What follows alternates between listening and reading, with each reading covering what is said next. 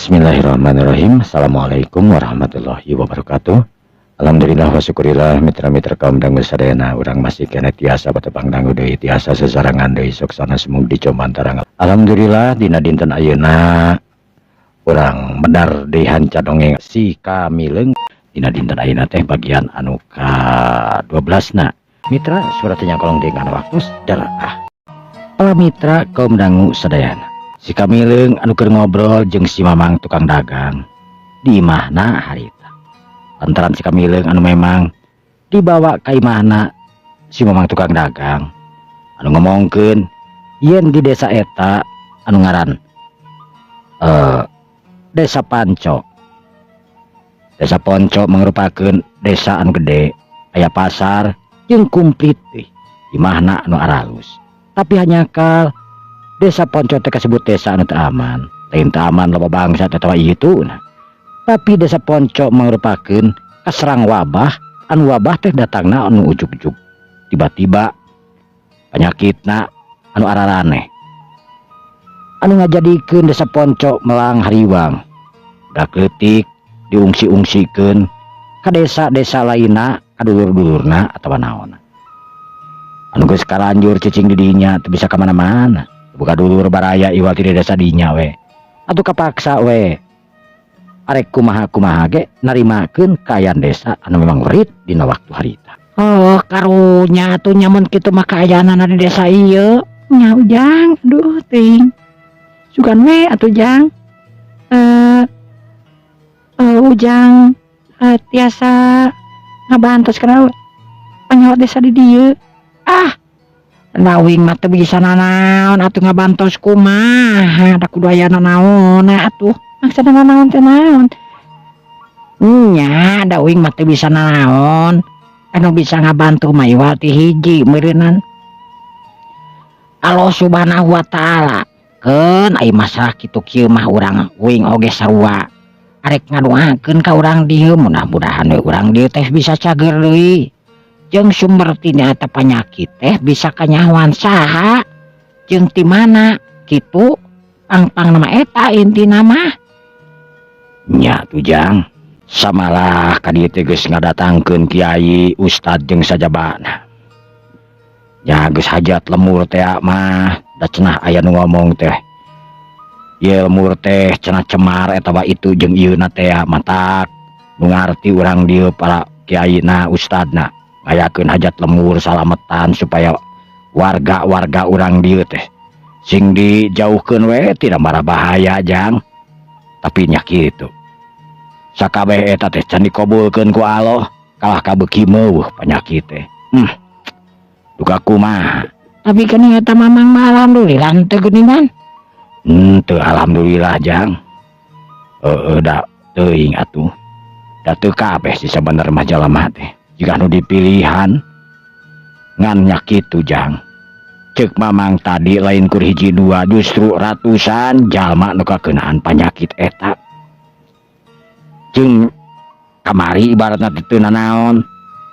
Nah hari isukna borok nu sakitu gedena kan aneh gitu mah Jang. Kan biasana mah meureun ai borok teh sok aya proses lain. Nya kakuet atawa naon atuh digegel naon atawa dikumaha gitu jadi borok.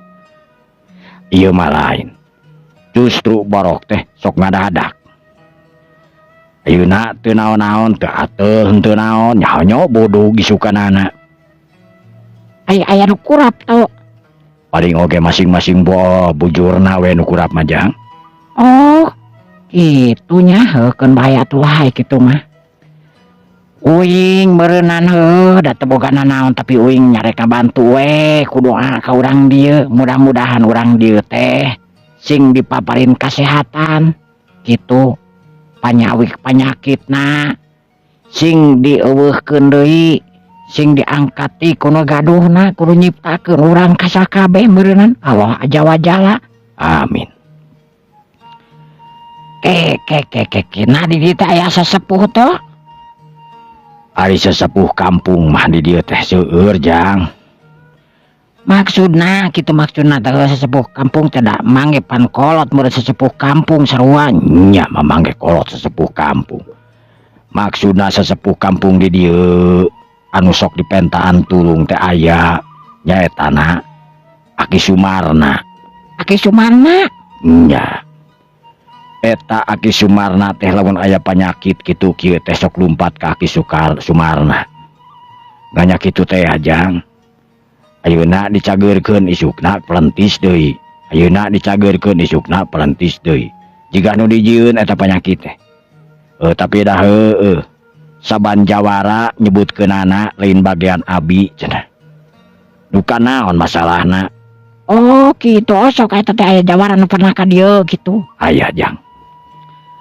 Samalah bulan kamari mah cenah nepi kakeun ieu pada mamang mah teu nyaksian da ke di pasar teh ya.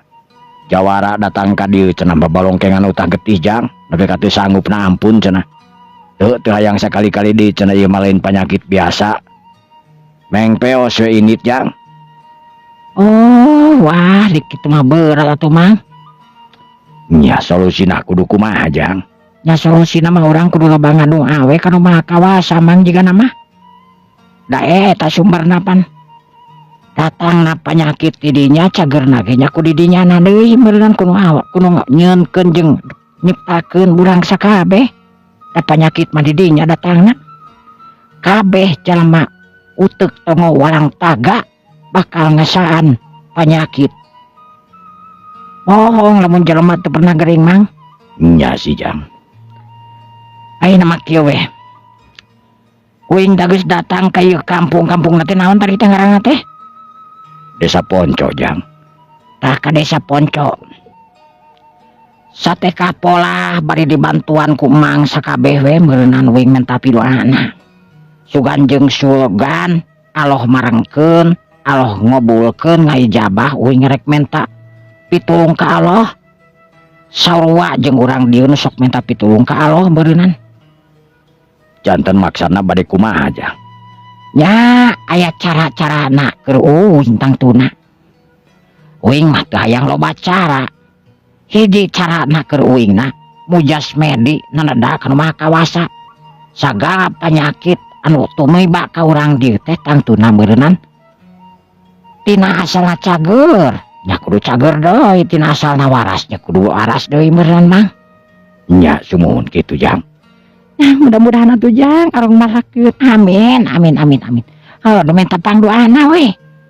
Ek iraha tuh. Nya masalah irahana mangan uing hayang kurilingan heula tuh da mang ieu teh. Nganter uing teu. Jamaah jang. Ah ujang.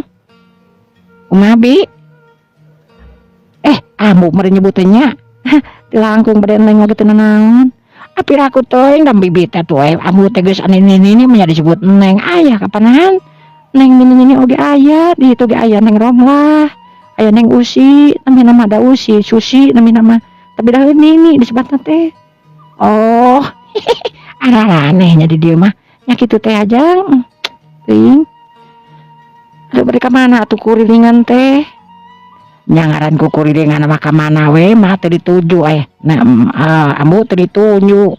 Ka kurilingan mah nu penting mah nguriling we kitu. Nya keun bae jeung mang we atuh aya urang ku kurilingan, aya ujang hayang apa mah tempat-tempat di daerah dieu. Nganda ieu teh desa teh kacira bisa legaan ajang. Keun bae. Sanajan lega oge da teu kudu kasungsi kabeh. Nu penting mah uing neangan jalan we hungkul gitu. Oh nya sumangat. Pada ayeuna wae tanapi entos we atuh jang urang ngariung heula ieu me aya tanagian dira. Kawarsan bibit warantos ieu tutup mais lele. Keres pais lele. Atuh kacendan boy. Pais lele mah eta mah panghayang-hayangna we favorit sararea ge pais lele mah beuki. Mun teu mah nyana. Aya nu nyebutkeun cenah lele teh sok jadi oray aya teh. Aya teh nya. Aya nu nyebutkeun cenah urang sok jadi kalajengking aya cenah teh. Aya teh nya. Aya. Ini sok ararane jangnya nyada marangan jelema masuk ararane hakaneun cai jadi oray pan aneh.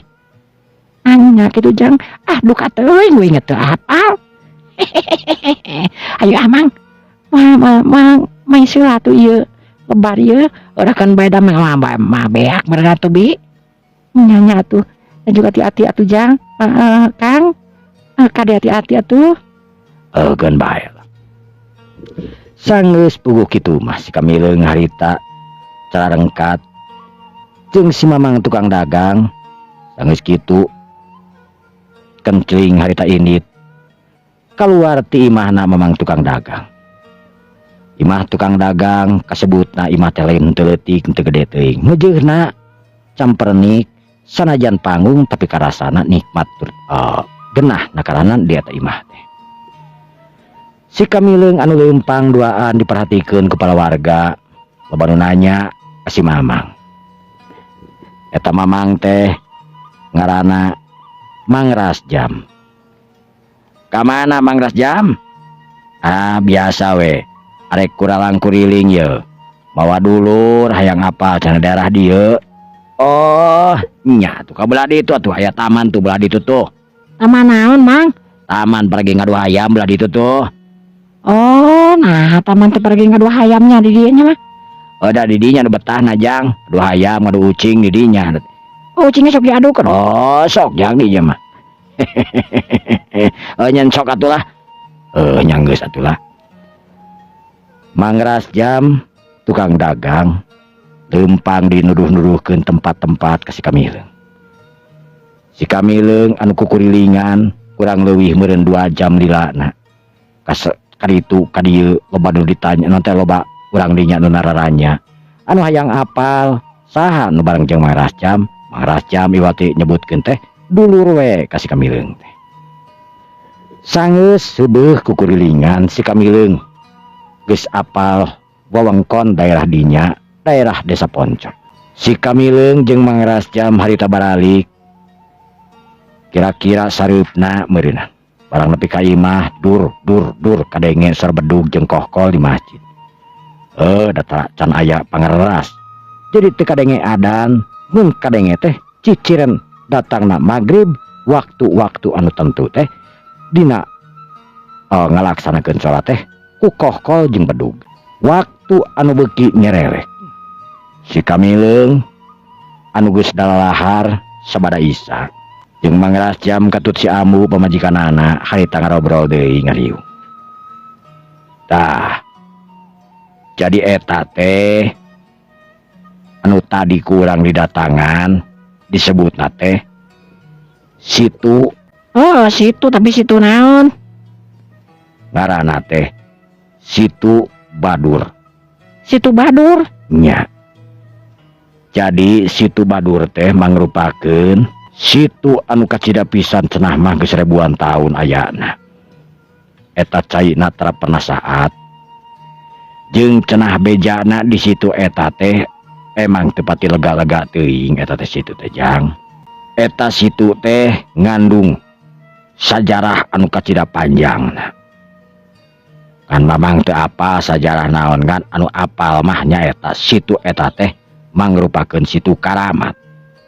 Sabab cenah ceuk sakaol situ eta teh dicicingan cenah ditungguan ku hiji jin anu kacida gagah tur galakna jang. Tapi duka jin naon mah da teu apa mamang mah. Oh, kitu mah teu sangka eta di situ teh da paingan atuh kajigana mah jero kacidanya jang. Nya mangnya Ceuk nu bohong eta situ teh jerona ngaleuwihan tangkal awi cenah jang. 2 leunyeur awi teh teu cukup cenah. Teu cukup berarti jero kacida. Ya tang. Jeung anehna eta situ teh caina sok robah-robah. Robah-robah kumaha? Lamun isuk-isuk eta caina teh hejo jang. Lamun tengah poe eta caina sok katingali beureum jiga getih. Tapi lamun sore eta cai teh biru jang. Lamun teu biru tapi koneng. Nah, bisa kitunya mah. Tah mamang gitu apa-apa badinya nama. Mun bisa apalkeun ku ujang. Naon mah? Eta warna-warnana. Aduh, si Mang mah. Jadi eta teh ngaranna teh Situ Badur. Situ Badur. Wah, loba pengalaman memang di desa ieu nu kudu diungkap ku uing jika namang ya. Loba misteri ya teh yeuh. Loba rahasia anu can kapanggih ku urang dieu. Boh dina anu geus kapanggihna ge jiga nama sawareh warga dieu mah memang teu apal ja. Memang kitu Jang. Katamah-tamah anu sok sering kadinya teh nyaetana Ki Sumarna. Ki Sumarna mah ceuk paribasana Salasa jeung Jumaah teh manehna sok ngadon ngojay ka situ. Ngojay? Nya.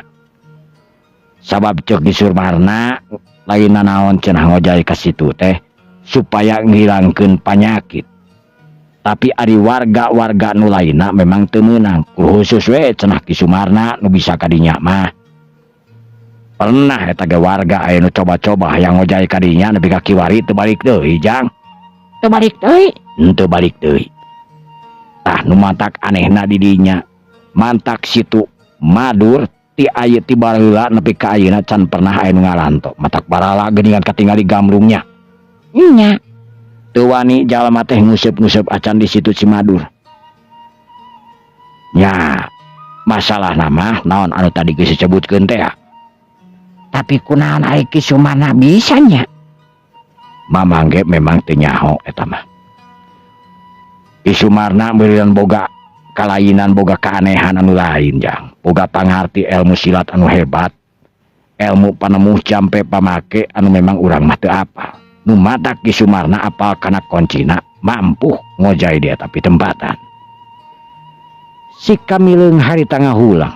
Manehna ngabayangkeun eta situ anu legana memang satungtung deuleu. Sisi-sisina katingali tangkal kai anu gararede harita ngaroroyom ka situ. Eta situ teh ceuk si Mamang gonta-ganti warnana. Aya beureum, aya koneng, aya hideung, aya biru. Situ anu memang aneh, situ Badur, situ Karamat.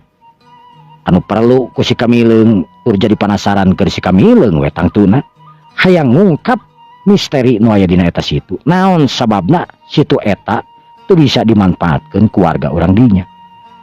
Anu sok padahal mah warga urang dinya teh lamun bisa ngamanfaatkeun situ eta. Bisa pake ka sawah, caina dialirkeun.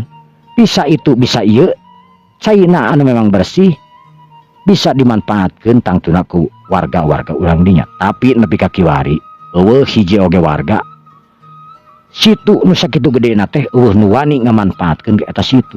Sabab kajadian-kajadian aneh lamun nepikakeun cai situ kabawa ka imah pang nama disingseunan nyaeta Ki Sumarna. Ang, Euy, uing mah jadi hayang papanggih jeung Ki Sumarna. yang papanggih jeung Ki Sumarna. Anya, Palamitra kaum dangu sadayana. Si kamileung anu neuteup harita ka mangeras jam. Mang Ramang, Kumaha? ari imahna Ki Sumarna teh cing belah mana? Imahna Ki Sumarna teh ayana nu memang teu jauh ti situ Jang. Anu tadi aya tangkal kiara tilu gesiki geuningan nu bararadag. Tah daerah dinya teh memang imahna Ki Sumarna. Nah, manikot. Oh, eta dina nu tempat kitu nya di mananya? Memang gitu. Ki Sumarna teh boga anak buah tur murid nu sakitu lobana Jang. Aya 20 teuing sabaraha urang. Anak buah Ki Sumarna anu memang kasebutkeun garalak. Ki Sumarna anu ngabogaan ilmu hebat, ilmu kadikjaya anu gagah. Ya urang dieu mah Ki Sumarna teh mangrupakeun paragi pamuntangan. Tapi kunaon lamun paragi pamuntangan orang dieu nu barorok eta teh bisa diobaran nya?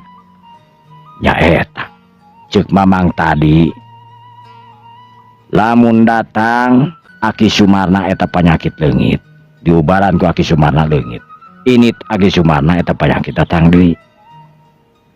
Duka kunaon teu ngarti buku ge. Oh, gitu. Ah, ieu mah uing jadi curiga. Curiga kumaha Jang? Curiga kumaha? Moal kitu ieu teh panyakit teh dijieunna ku jalma-jalma anu memang ngarti. anak jeung wau ka urang dieu kitu mah. Mang Rasjam harita ngahulang. Si Amu oge harita anu neuteup ka si Kamileung. Piraku Jang? Ya. Nya Jang piraku. Ante piraku da jalma panteu nyaho. Hate uing jeung hate mamang ge moal nyaho, uing hate mamang keheul teu ka uing pan moal nyaho. Jadi jalma mah ulah sok ditempo kumahana, ulah sok ditempo bageurna. Sabab berjalma bageur cangtang tuh hatena ge bageur mang. Memang benar sih. Jadi ulah sok kapirutku mulut manisna jalma. Sabab urang teu nyaho. Jalma nu pang dipegadeuketna, pang dipercayana nyaho-nyaho nipu ka urang. Memang benar Jang. Teu salah memang ucapan-ucapan Ujang teh. Nya. Tah. Ayeuna mah kieu uing mang. Dinangke peuting uing arek liar. Keun bae teh jeung mamang ge. Uing geus apal wangkon tadi pangsek kukurilingan. Hayang nyaho uing lamun kayan peuting di tempat teh kawas kumaha. Tah lamun geus kanyahoan uing kakara di dinya arek nyobaan. Neneda mujas medi ka maha kawasa supaya kampung ieu teh disalametkeun tina mara bahaya. Dicageurkeun tina panyakit-panyakit anu memang datangna secara ujug-ujug, tiba-tiba ujug-ujug muncul gitu. Tapi Jang, kacida pisan bahaya napi bae kalimetan nyali rapet wengi mah. Sababnya kitu teh Jang, anak buahna Kisuman moal ningali saha-saha pami aya nu kelonap-kelonap wengi kombari jeung teu kenal mah. Anjeunna geus pasti bakal ngoroyok, bakal kumaha-kumaha.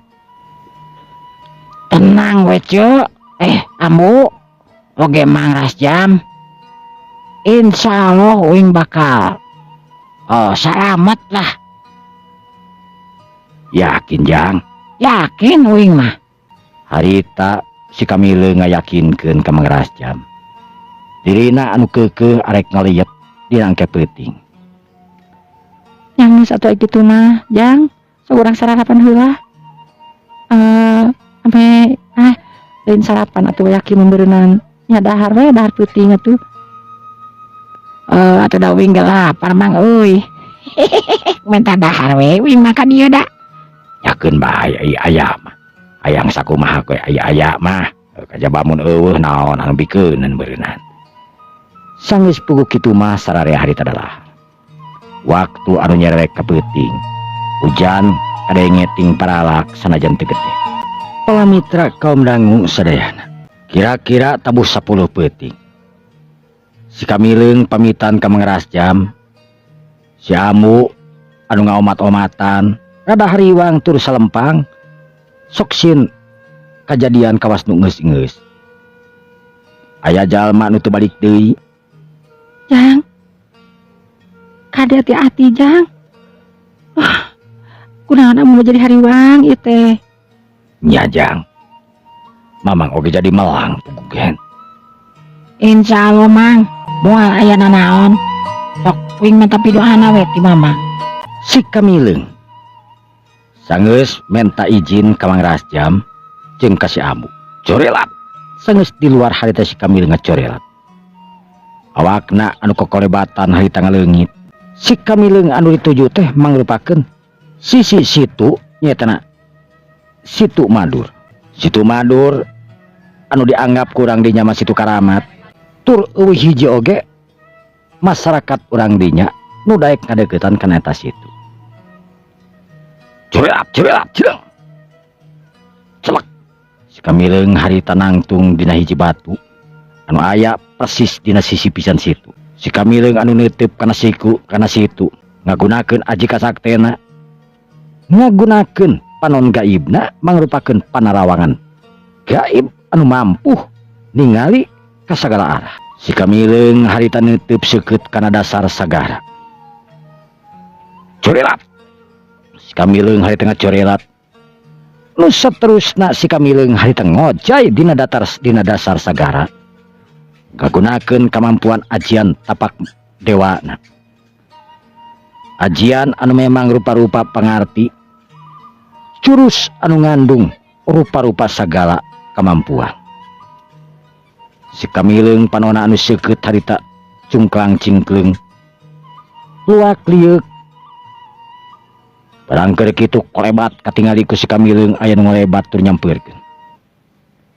Si Kamileung anu nangtung mancuh dina tangtungan anu kokoh nakeranan nyaetana dina tengah-tengah cai di jero dasar sagara. Situ anu sakitu gedena anehna si Kamileung sanajan ngojay dina situ bet awakna teu baseuh jeung teu eungap kajen teuing ngojay sakitu dilana. Katingali ku si Kamileung aya nu nyampeurkeun tangtungan manusia anu mana tangtunganna sarua jeung manusia dina ilaharna. Tapi aya bedana ieu manusia nu cicingna dina cai. Barang harita deukeut ka si Kamileung eta manusia nangtung teutepanana seukeut teu bina jeung manusia ilaharna boh dina tangtungan gedena jeung dina rupa. Pok eta jalma teh harita nanya ka si Kamileung sorana anu memang kadenge aweuhanana. Bagea manusia anjeun ti bangsa manusia datang ka ieu sagara aya naon? Kuing tengah aja datang ka ieu sagara sabab ieu sagara teh ngandung misteri anu kuing kudu dipecahkeun. Ieu misteri teh euy ngandung rahasia.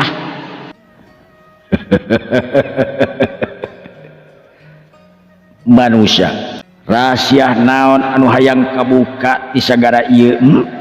Mimiti uing rek nanya. Daun anu rek ditanyakeun ku Andika manusia?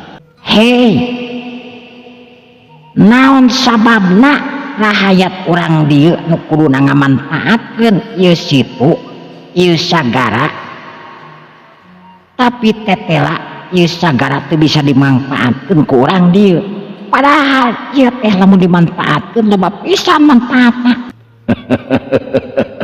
Kula teu pernah ngalarang kasing saha wae anu hayang ngamanfaatkeun ieu situ sagara Madur. Tapi aya hiji syarat anu kudu ditarima ku warga ieu masyarakat urang di.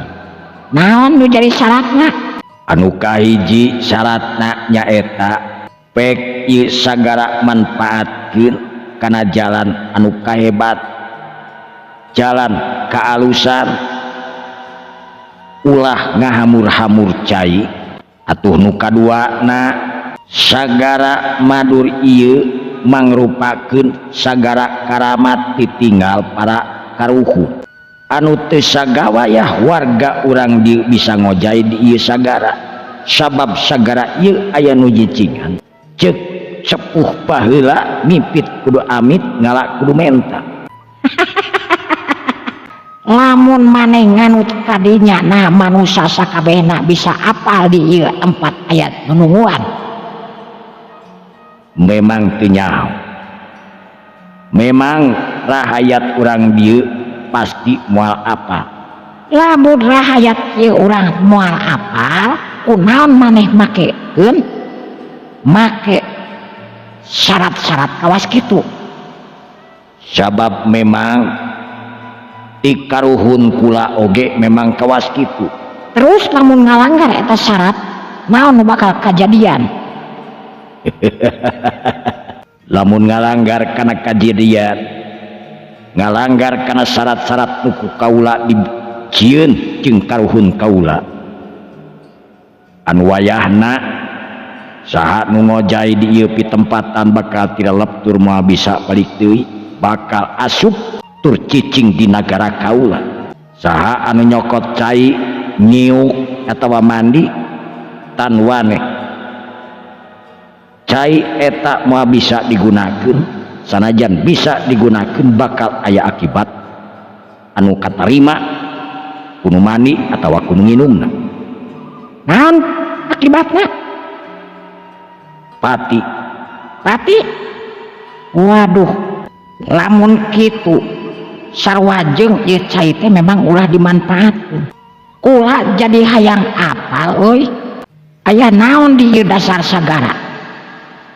Utangtuna aya nagara kaula. Ieu nagara kaula ieu batasna. Salengkah dua lengkah anjeun asup ka ieu nagara tangtu anjeun geus lain deui di alam manusia, tapi anjeun geus asup ka negara jin, negara kaula. Anjeun bangsa jin. Kula bangsa jin. Anjeun sok ngaganggu warga di dieu? Tara. Kula can pernah ngeganggu warga di dieu, kajaba warga urang dieu anu datang ka ieu pitempatan. Sakumaha syarat nu kaula diterapkeun, utangtuna lumani bakal dicokot, moal bisa pulang deui ka alam manusia. Anu nginum cai pasti bakal nemu jeung ajalna.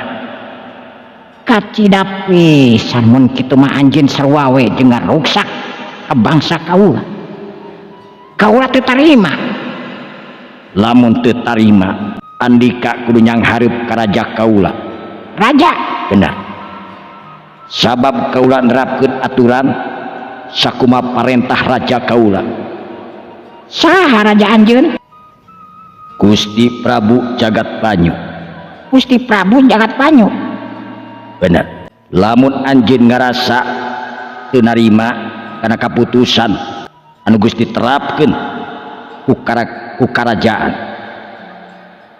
kerajaan sagara Madur tangtuna atawa Madur sagara, anjeun bisa nyang hareup ka raja kaula. Hade lamun kitu mah. Hayo anterkeun kula ka raja anjeun. Ayo.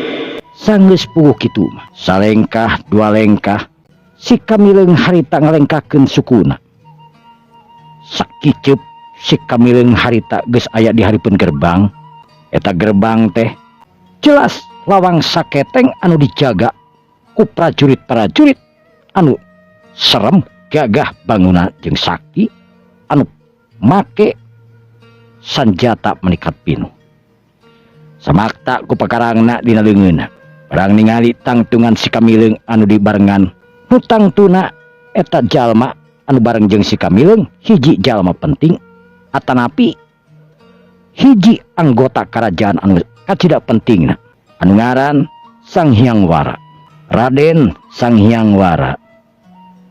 Kepercayaan raja anjeunna mangrupakeun hiji papatih ti nagara Madur sagara. Prabu Anom Raden Jagat Banyu anu kasohor gagah tur sakti anu nguasa sagara di eta pitempatan kerajaan Madur sagara. Jelas lain kerajaan anu leutik tapi kerajaan anu gagah. Sedengkeun Sang Hyang Wara mangrupakeun papatih anu bisa kaluar asup ka bangsa manusia. Samalah Sang Hyang Wara hiji patih anu sering ngajangelek jadi awewe atawa jadi lalaki pikeun mawa warga ngaheureuyan jeung sajaba. Sanggeus nepi kalawang saketeng si kamileung harita diajak terus sakabeh para ponggawa nu ngajaga harita dongko lantaran Raden Sang Hyang Wara papatih ti eta kerajaan ngalaiwat anu mawa tamuna hiji jajaka gandang anu tangtu can diapal nate can nyaho ngaran saha. Lawang saketeng kahiji nepi ka katujuh harita geus muka. Sang Hyang Wara asup terus nu nempo Sang Hyang Wara leumpang harita para papaton teh para ponggawa kabedek. Sedengkeun di jero karaton Gusti Prabu Jagat Banyu anu keur ngayakeun babadamian jeung para mantrina kabeh merbayaksa. Gusti Prabu Jagat Banyu harita nyarios solana nepikakeun ngageleger handaruan keranan anu kadenge usak kabeh para mantri anu keur merbayaksa. Sakabeh mantri di kerajaan Banyu Sagara kula Prabu Jagat Banyu arek ngabejakeun kejadian anu bakal tumiba tina waktu ayeuna. Ampun Gusti, kajanten naon baris tumiba ka nagara Madursagara? Anu baris tumiba ka nagara Madursagara diakibatkeun aya hiji manusia anu asup ka ieu nagara.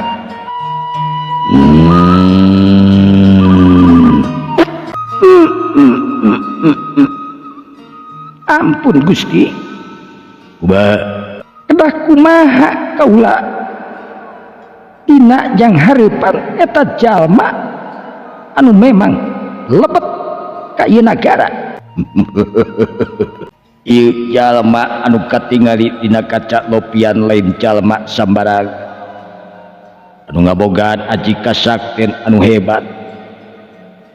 Moal aya hiji oge ti bangsa urang anu mampu kasup kaula cantang tu bisa mampu ngelehkeunana. Gusti, pamikitu kumaha urang kedah ngusirna? Teu kudu diusir, percuma urang ngusir eta jalma, sabab eta jalma hiji satria anu gagah, hiji satria anu pilih tanding ti bangsa manusia. Urang ayeuna kudu tatahan, kudu siap-siap kadatangan tamu anu dibawa Rai Raden Sang Hyang Wara. Sang Hyang Wara, Sang Hyang Wara itu geuning itu sambut anjeunna. Para mitra kaum dangu sadayana, katingali harita aya rombongan kurang leuwih eta rombongan teh aya kana 8 urangna anu ngawal Raden Sang Hyang Wara papatih ti nagara Madursagara. Sang Hyang Wara anu nyanak si kamileung harita di perbatasan nagara anu langsung si kamileung hayang papanggih jeung Raden atanapi jeung Gusti Prabu raja manehanana Prabu Jagat Banyu. Sageus nepi ka hareupeun raja, Sang Hyang Wara harita deku di hareupeun raja. Sedengkeun si kamileung anu nangtung mancuh dina tangtunganana teuteupana seukeut neuteep ka Gusti Prabu Jagat Banyu. Kaula nyangakeun semah pangabaktos Gusti Prabu, ditarima ku kaula. Raden, sumangga tamu urang piwarang cali, sumangga anjeun manusia, sumangga cali. Aduh. Ieu teh bangsa naon saumur hirup aing nepi ka ieu tempat anu harurung harerang. Loh. Eta temokna temok eta wanaon eta teh? Nepi kakeun hurung mancur cahayaan awas kitu. Sumangga Raden, bagea kaula nyangakeun semua pangabaktos mangga selira Raden calik tina kursi nutos disadiakeun, nutos disayagikeun. Kasaha gitu nyebut Raden teh? Raden naon ieu teh? Sumangga Raden, ieu Gusti Prabu Jagat Banyu pangawasa di nagara Madursagara. Oh. Halo. Jadi anjeun Prabu Jagat Banyu teh? Di mana Raden? Aya pikeun saeunaon Raden dongkap ka ieu nagara kaula Madursagara? Mangga jelaskeun ka kaula supados kaula ngartos. Alus kabeneran di perbatasan kula papanggih jeung ieu mangsa manusia maneh teh bangsa naon sabenerna? Kula bangsa jin. Oh, taya si bangsa jin ieu anu aya kukuntungan perbahuluna Timalat uing dibawa ka dieu sabab uing aya piobrolin ka maneh euy raja. Timalat Naon anu baris diobrolkeun ka kaula Raden? Mangga carioskeun supados kaula ngartos. Hade lamun kitu mah uing rek ngasongkeun pertanyaan ka maneh Raja.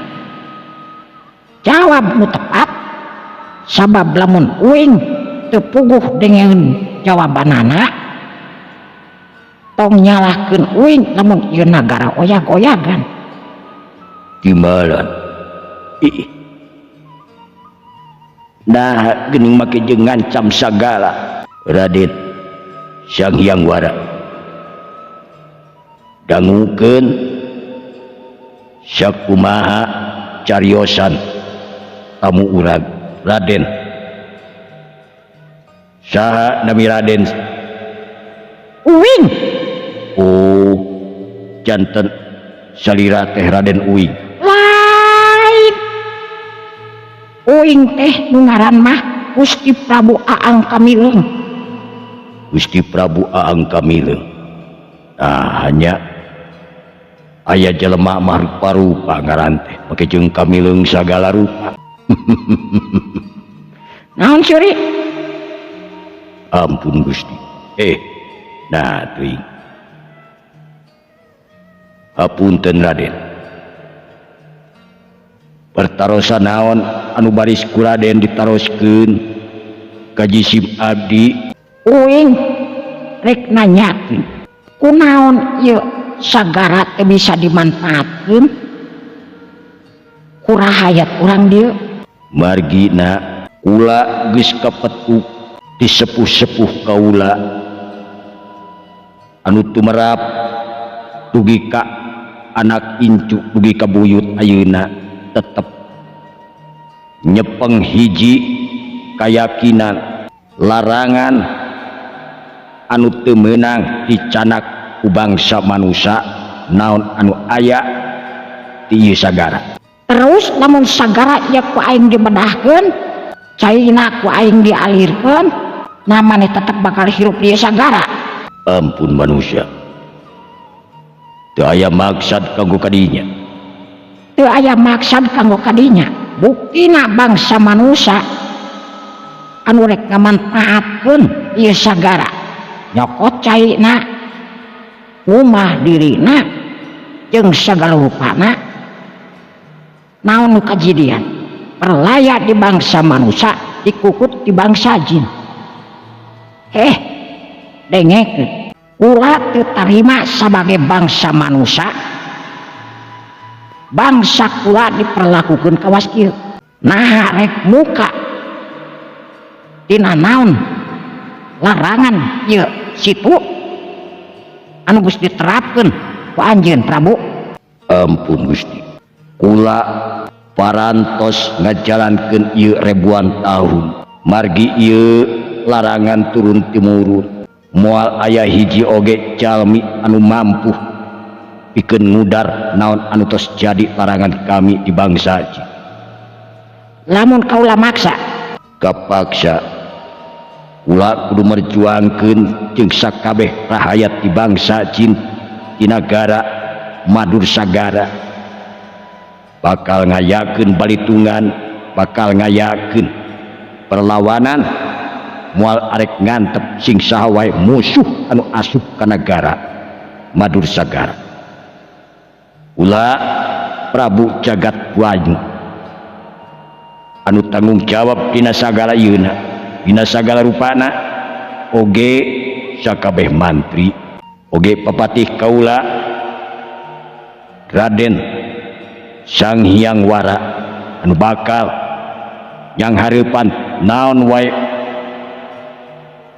anu bakal kajadian lumatak nagara kaula terus-terusan patroli di perbatasan caringcing pageuh kancing caringset pageuh ikat bisi aya mau kajang meta prajurit kaula geus siap para mantri kabeh moal aya nu cileureun.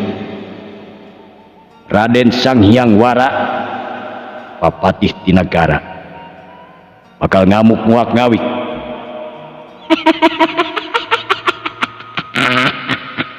Uwing teu hayang menta loba. Uing hayang menta hiji we. Bebaskeun masyarakat nyokot cai ngamanfaatkeun cai di ieu sagara. Percuma ieu sagara aya di tengah-tengah lemur, tapi hiji oge nu bisa ngamanfaatkeunana. Bisa ngamanfaatkeunana, tapi aya syarat. Naon syaratna? Hiji, syarat nu bakal tumiba. Ulah bakal nagih janji kasing saha wae anu memang geus ngamanfaatkeun ieu cai. Naon janjina?